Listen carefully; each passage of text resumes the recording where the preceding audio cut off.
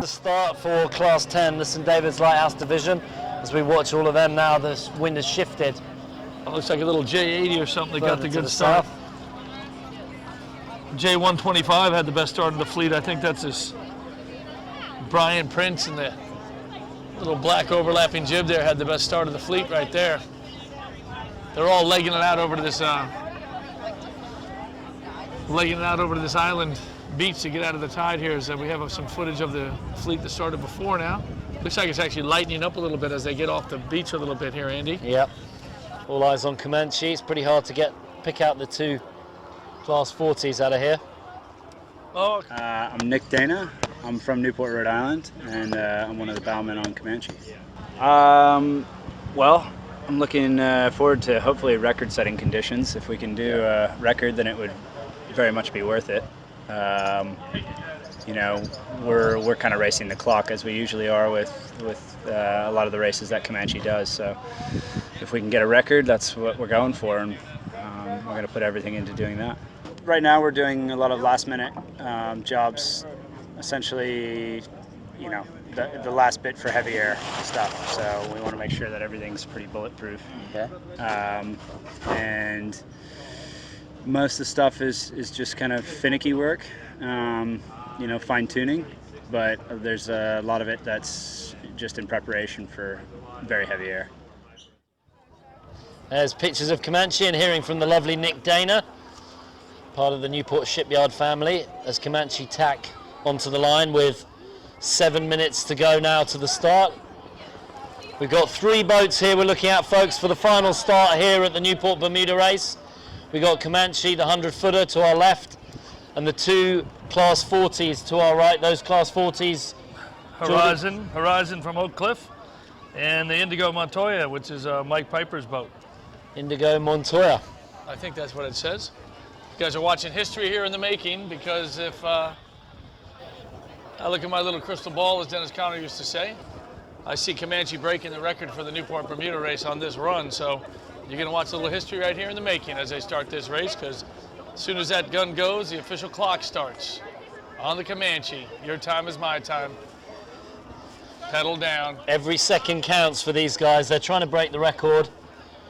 1 day, 6 hours is what I heard yesterday, is what they're gunning for. That was the models.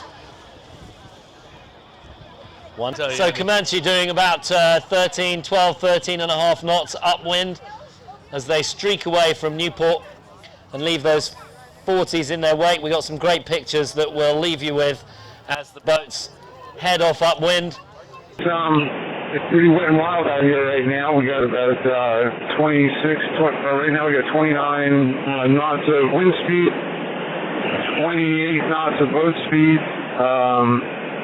We're a couple 200 and change miles from the finish. We made it through the Gulf Stream in 2 hours, just over 2 hours. The most amount of current we saw was 4.8 knots. You can tell that the Gulf Stream, with the wind going against it, is going to start getting pretty dicey. I think we made it through kind of in the nick of time. But, you know, all in all, it's been unbelievably nice sailing so far. It's getting a little breezier. We're expecting it to get into the low 30s for us, kind of just after them reaching. Boat loves this stuff, whipping. And, yeah, this is kind of what This is what Jim Clark built this boat for, in this condition. Yeah, perfect And- conditions for the boat. How fun was it? Yeah, it wasn't that bad. Choppy waves, but it really wasn't that bad. We brought reach through it, so that's the beauty. We had 125 degree true wind angle, so we for the most part, we've been, ever since we got through that light air spot off of the Rhode Island coast, which Stan Honey did spectacularly well. We've been broad reaching and anywhere from kind of 15 to 30 knots and letting the old girl hunt. And then final question, Ken, how does it look like you're going to break the record or you're on track? Well, I'm technically not allowed to say, or Stan will punch me, so we're not allowed to talk about this thing. Stan is a very superstitious man, so we have little blocks of wood all over the nav station that he taps all the time. So, but we're cruising along pretty good. We'll be happy with where we are, and a couple hundred miles to go, trying to get there early morning, rest of the day.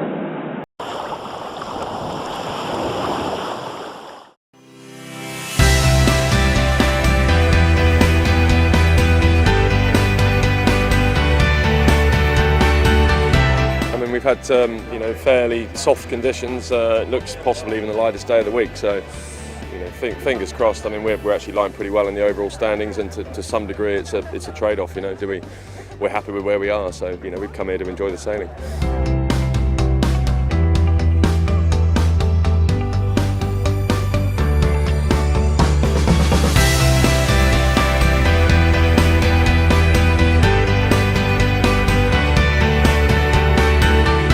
Sometimes you have to wait until the very end. I think it has been not our greatest week. We made a couple of rough mistakes, but we always had a good comeback from these problems. And when we had a good start and had a good race, we clearly won those races. So that's why I think in the end, yeah, we deserved it.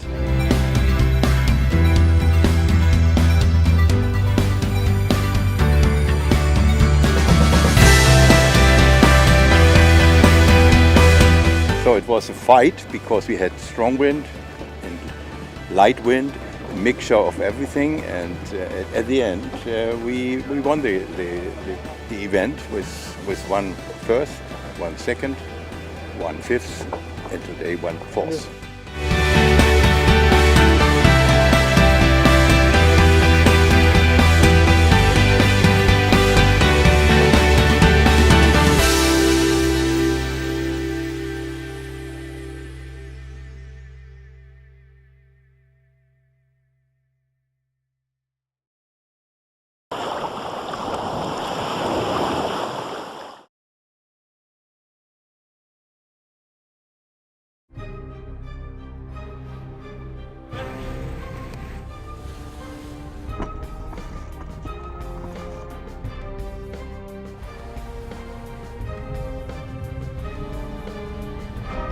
The Giralia Rolex Cup is a race that is renowned for its unpredictability.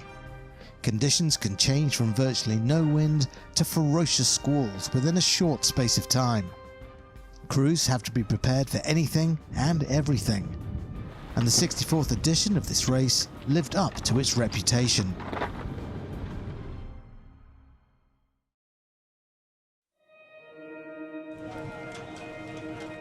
The 2016 Giralia Rolex Cup started in Saint-Tropez under rain-laden skies and fickle winds.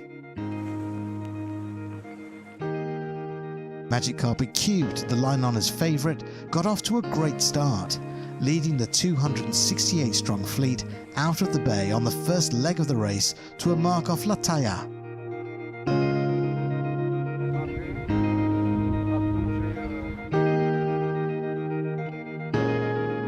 The 100-foot yacht with her massive sail area made it hard for the pursuing 72-foot Jetu to keep her in its sights. The rest of the fleet left trailing behind as they struggled to harness the unstable breeze. As Magic Carpet Cube rounded the Giralia at dawn the next morning, they had opened up a sizable lead. Catching the last of a solid southeasterly breeze, they looked in good shape as they headed for Genoa. Behind, Jetu had pulled out all the stops in an effort to rein in the leader. The following group of maxis were on a charge too, and it looked like the chase was on. However, as they left the rock, the wind dramatically died, thwarting their efforts and dashing their hopes of catching the 100-foot maxi.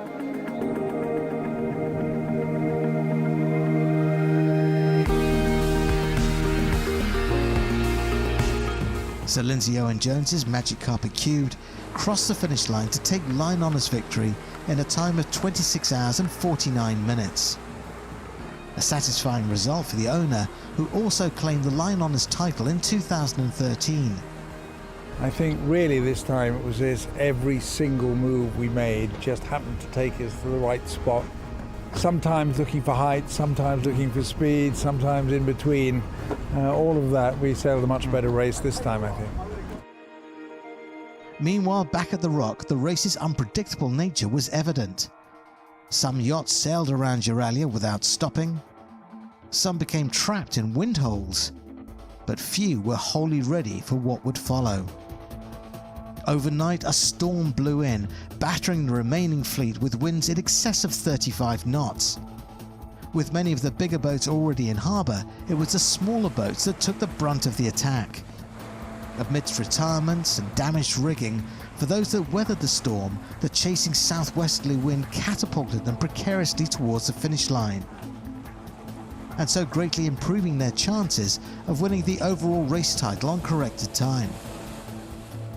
By midday the next day, 48 hours after the start, the majority of the fleet was safely in the harbour outside the Yacht Club Italiano.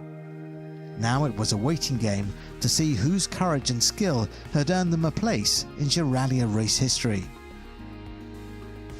And then the result, the overall winner of the Euralia Rolex Cup 2016, Tip, a 36-foot Sunfast, owned by Gilles Page and crewed by an all-amateur French team of 6.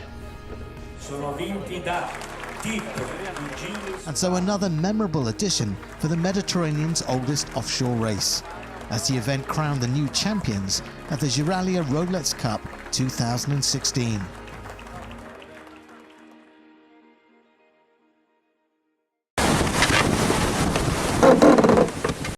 Really, I don't know why it is that all of us are so committed to the sea.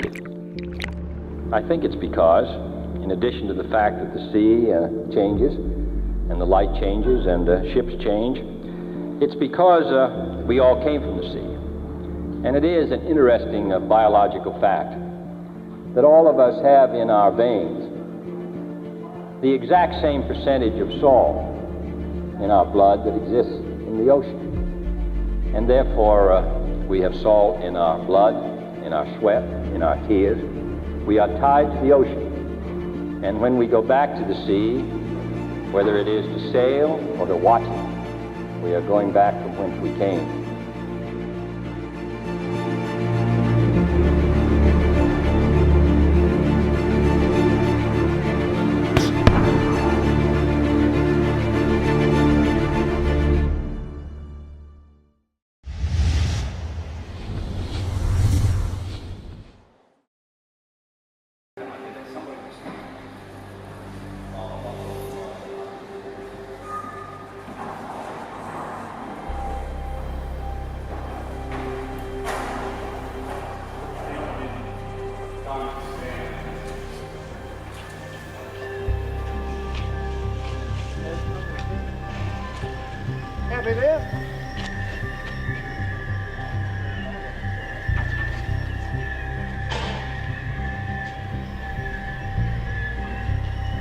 It's a great day. It's great to be out of the shed and in the fresh air finally.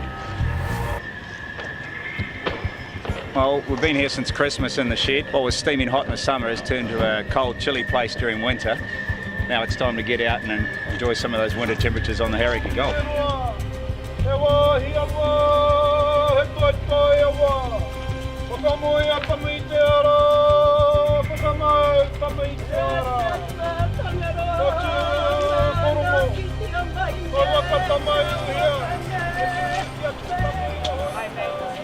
Emirates Team New Zealand. May God bless all who sail on here.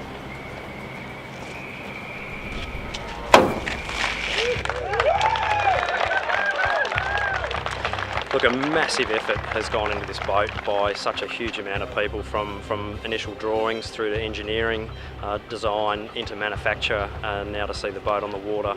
It's been a collective, huge mission by a lot of people, and to finally see this thing hit the water, a massive day for the guys, and really, really proud of everyone's efforts. To go forwards with our testing and development program from now is a really exciting phase of the campaign, particularly from a sailing perspective.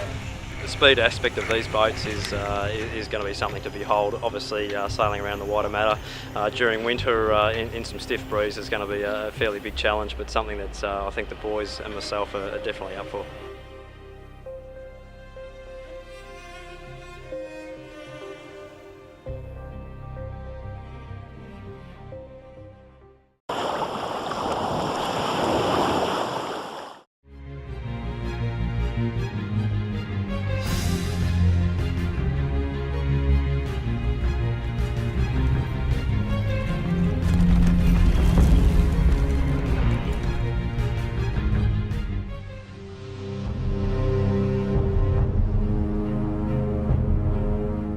Hello and welcome to the ultimate day of the Tornado World Championship.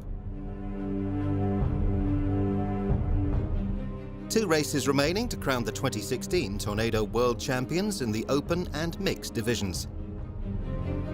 There was still an opening for the leaderboard to be turned on its head. The tension and adrenaline spiraled before the first race as teams devised their strategy for success.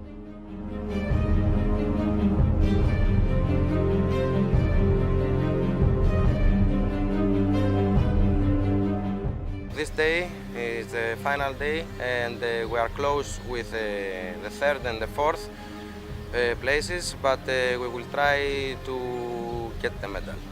I am so calm, no nervous. The bad weather is for everybody, and we will try to do our best. A stunning day, kicking up over 20 knots of breeze and a flat sea, the perfect combination to guarantee spectacular and challenging racing for the final showdown.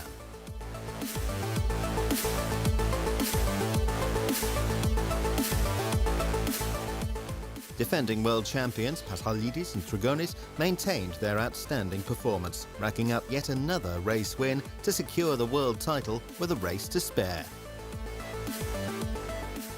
Classy champions. The fight for second place was still open and finely balanced. Mavros and Tagaropoulos executed a superb start, but equipment failure forced them to withdraw from the race. They bounced back to win the final race, but could not redeem their scorecard and finished 5th overall. Australia's Colby and Leonard seized the moment, claiming 2 third places to sweep up the silver medal. Third-placed bronze medals and winners of the mixed title went to Burville and Jensch. A string of top 10 finishes for Greece's Chaushidou and Papadopoulos rewarded them with second in the mixed division. Third to Hubanov and Pavlisova from the Czech Republic. The first day we were a little conservative, so we made a few mistakes, but after that I think we sailed really good. And we won it. It's not that it's the 6th in a row, it's that in this lake 2 times we came in the past, we lost. So we made the preparation, but you cannot be sure about your performance in lakes like this. Another Tornado World Championship came to a close with an emphatic victory, followed by fun and celebrations at the medal ceremony. Despite the tricky wind, sailors relished the conditions, which ensured an all-round test of team performance. Until next year, thanks for watching.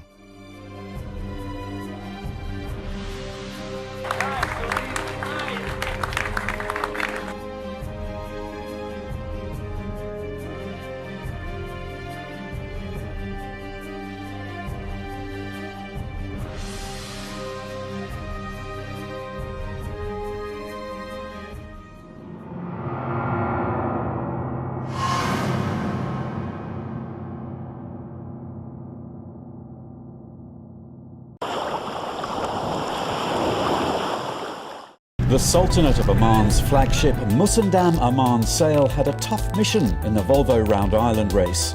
To beat two other 70-foot trimarans. These are 3-1 design boats. Anyone can win. And to defend her world record of 1 day and 16 hours set last year. The record is something we do own at the moment. You know, Oman Sail, this boat and this team.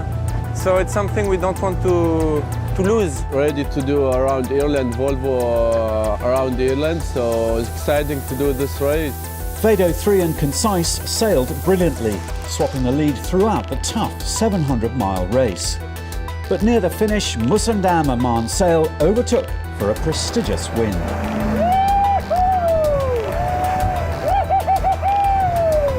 Sydney Fahad and crew set a new record of 1 day and 14 hours. You know, I don't know, Ireland, Great Britain are very generous with us because that's not our first record, and it's cool. We are really tired, but because we are winning, I'm not tired anymore. Very, very close racing, fantastic conditions, and a new record, and a Round Ireland win. Can't get much better than that. Against such worthy opponents, this is a proud victory for Oman. 3, 2, 1, way!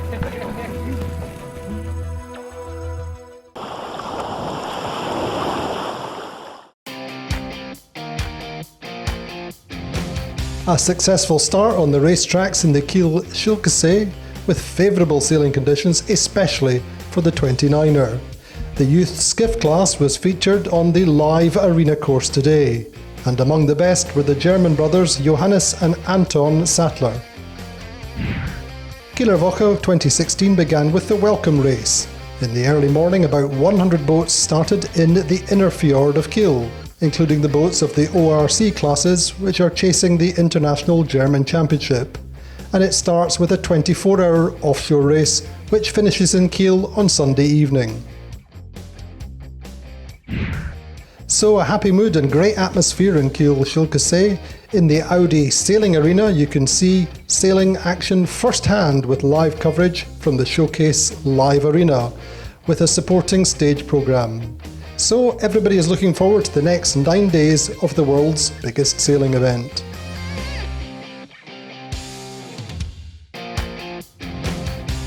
Great weather conditions on the second day of Kieler Woche in Schilkesee. Better for competitive sailing than sunbathing, it has to be said. In the lead, as always, Germany's Sach brothers, who started the day wearing the yellow leaders' bibs. These veterans of the F-18 class finish in first place. It's business as usual. The official opening of Kieler Woche was celebrated last night at the City Hall Square. Traditionally, Torsten Albig, the Minister-President of the Schleswig-Holstein region, is host, and he's supported by the Vice-Chancellor, Sigmar Gabriel. Meantime, all the way through the week, the public can follow exciting races in all the classes live at the venue or around the world on the internet. And here is a whole new dimension: sailing goes virtual reality. In the Audi Lounge, you can feel what it's like to be a real skiff sailor without even getting your feet wet. With the virtual reality goggles on, the wild ride can begin, cutting across the waves, luffing, tacking, jibing, but as always on land, fair winds and seas.